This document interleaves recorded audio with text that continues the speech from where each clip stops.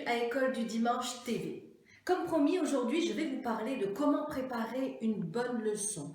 Je vais vous donner 3 principales recommandations, très courtes, très rapides, que déjà vous connaissez aussi. Et voilà, donc pour bien préparer une bonne leçon, voici 3 étapes principales à mettre en pratique. Tout d'abord, la première, c'est la planification. La deuxième, c'est l'étude. Et la troisième, c'est toujours et encore la prière. Et oui, la planification. Qu'est-ce qu'une planification?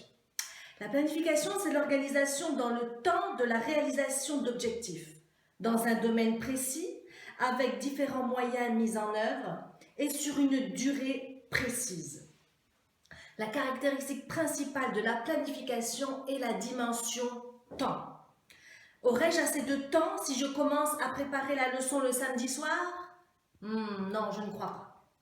Il est impossible de préparer une leçon quelques heures avant de la donner. En tant qu'enseignant, nous avons besoin de temps pour planifier ce que nous allons faire. Sans planification, aucun objectif ne sera atteint. Alors comment faire? Tout d'abord, vous devez connaître le thème biblique que vous allez développer. Ensuite, vous préparez le matériel adéquat relié au thème que vous avez besoin pour exposer le sujet. L'idéal est de commencer à préparer le lundi pour le dimanche. C'est un idéal, mais c'est une forte recommandation.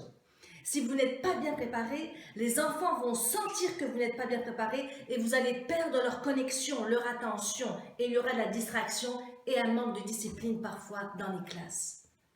La deuxième phase, la deuxième étape, c'est l'étude. Si vous êtes un enseignant de la parole, vous devez aussi étudier en permanence. Vous ne pouvez pas vous tenir devant les enfants, eux. Tout moniteur doit étudier la parole de Dieu, car c'est d'elle que vous allez tirer les leçons pour les présenter ensuite aux enfants.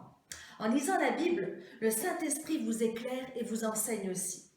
Chaque fois que nous ouvrons les Écritures, nous découvrons de nouvelles vérités. Et ce que vous recevez, notez-le, écrivez-le. Ayez à portée de main un crayon, un cahier, pour écrire les idées et les pensées que le Saint-Esprit va vous communiquer.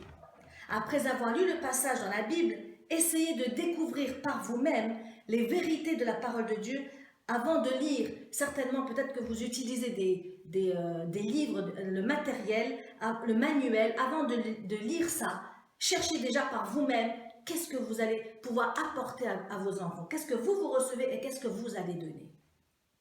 Après avoir compris le but de la leçon, mémorisez le verset à apprendre. La règle générale de l'enseignant chrétien est toujours la même. Apprendre, enseigner ensuite.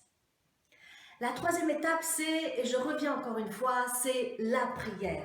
On n'insistera jamais assez sur l'importance de la prière, car elle fait partie intégrante de notre vie chrétienne. Quelqu'un disait, beaucoup de prière, beaucoup de puissance. Peu de prière, peu de puissance. Aucune prière, pas de puissance.